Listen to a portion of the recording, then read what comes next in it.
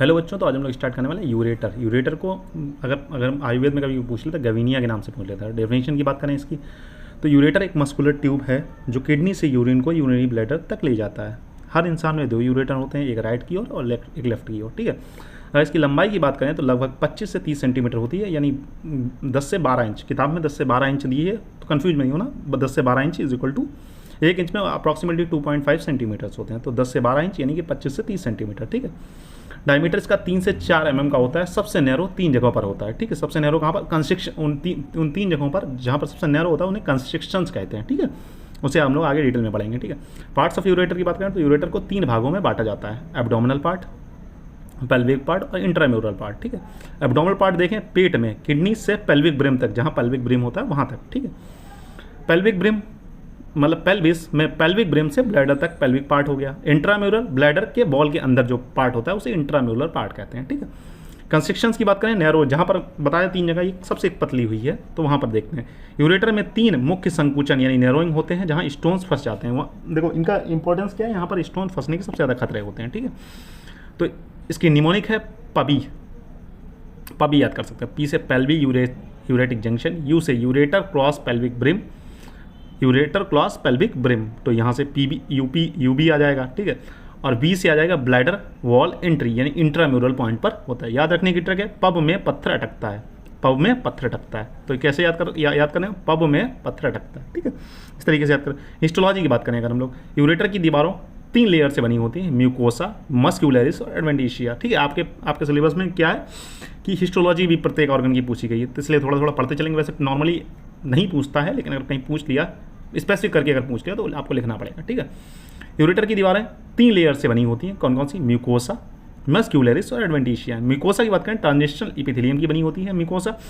Muscularis जो होता है इनर लॉन्गिट्यूड, लॉ की याद कर सकते हो, LOCI, आउटर सर्कुलर। ठीक है, inner longitudinal outer circular, muscular peristalsis में मदद करती हैं। एडवेंटिशिया की बात करें तो फाइब्रस कवरिंग होगी, तो LOCI, सी सर्कुलर। देखो OC एक साथ हो गया,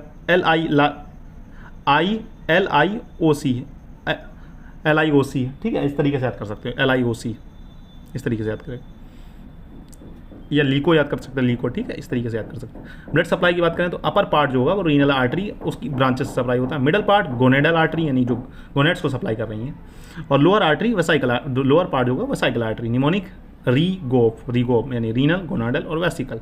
नर्व सप्लाई की बात करें तो सिंपैथेटिक T10 से L2 तक, पैरासिम्पैथेटिक S2 S4 सप्लाई करती हैं। Pelvic splanchnic nerves.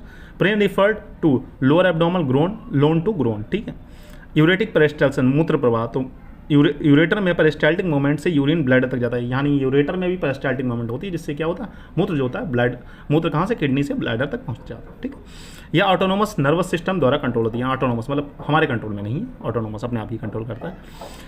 Clinical aspect देखें, इसमें कौन कौन से रोग हो सकते हैं, तो यूरेटिक कैलिकाई मतलब वहाँ ब्लैडर में स्टोन हो सकता है। कंसेक्शन साइट्स पर स्टोन फंसता है, तेज दर्द होता है आपको। ठीक है, रिफर्ड पेन कहाँ पर होगा? लोन टू ग्रोन एरिया, पीठ से जांग की ओर दर्द बढ़ेगा। कैसे? पीठ से दर्द शुरू होगा, जांग की ओर आपका दर्द बढ़ेगा। ठीक है, लोन टू ग्रोन एरिया का मतलब ये है। यूरेटिक इंजरी मतलब सर्जरी, जैसे हिस्टेक्टोमी के दौरान यूरेटर कट सकता है, मतलब आप जब आप ब्लैडर को रिमूव कर रहे हैं तो उस समय इसकी कटने के चांसेस होते हैं। वेसिको यूरेटल रिफ्लेक्स यानी कि ब्लैडर से यूरिन उल्टा यूरेटर में चला जाता है, तो ये कभी कभी बीमारी हो जाती है लोगों को। निमोनिक रीकैप बात करें तो कॉन्सेप्ट और निमोनिक। ठीक है, ट्रिक ऑन मीनिंग। ठीक है, यूरेटर कंसेक्शंस पब कर सकते हैं, pelvic ureter crosses brim of bladder ball. ठीक है, ब्लड सप्लाई रीगोवेल, रीनल हो गया, गोनेड, तो इसका क्या हो गया? Gonadal vesicle arteries. ठीक है, renal gonadal vesicle arteries. Pain refer to loin to groin. Quick mnemonic table अब हम लोग पूरा एक बार में रिवाइज करेंगे। फीचर्स, लेंथ कितनी है? 25 से 30 सेंटीमीटर। लेयर कौन कौन सी है? म्यूकोसा, हिस्टोलॉजी में जहाँ बात की थी, म्यूकोसा, मस्क्यूलरिस और adventitia. Epithelium transitional epithelium, peristalsis moves urine forward. देखो पेरिस्टाल्सिस की वजह से यूरिन नीचे आती है। नर्व सप्लाई कौन कौन सी है? सिंपैथेटिक के लिए है T10 से L2 और पैरासिम्पैथेटिक के लिए S2 से S4। Blood supply renal, gonadal और वेसिकल आर्टरीज। कंसेक्शन 3 है, PUJ पेल्विक ब्रिम और ब्लैडर एंट्री पर। ठीक है, clinical relevance, stones, injuries, reflex. ठीक है बच्चों, तो फिर हम लोग डायग्राम समझते हैं। देखिए यहाँ पर ये मन कंस्ट्रक्शंस की बात की, तो कहाँ पर पेल्वी यूरेटिक जंक्शन, यहाँ पर पेल्विस यूरेटर और यूरेटर आप ये एक जगह मिलते हैं तो उसे पेल्वी यूरेटिक जंक्शन कहते हैं। Bytes fiction of the common iliac artery, जहाँ पर कॉमन इलियक आर्टरी कब निकलती है, मतलब जाती है यहाँ पर, ठीक है, वहाँ पर, ठीक है। और इंट्राम्यूरल पार्ट, जहाँ पर ये ब्लैडर के अंदर घुसता है, ठीक है, जहाँ पर ब्लैडर के अंदर ये घुसता है वहाँ पर पार्ट, ठीक है। ठीक है बच्चों, तो तब तक के लिए गुड बाय, मिलते हैं नेक्स्ट लेक्चर में।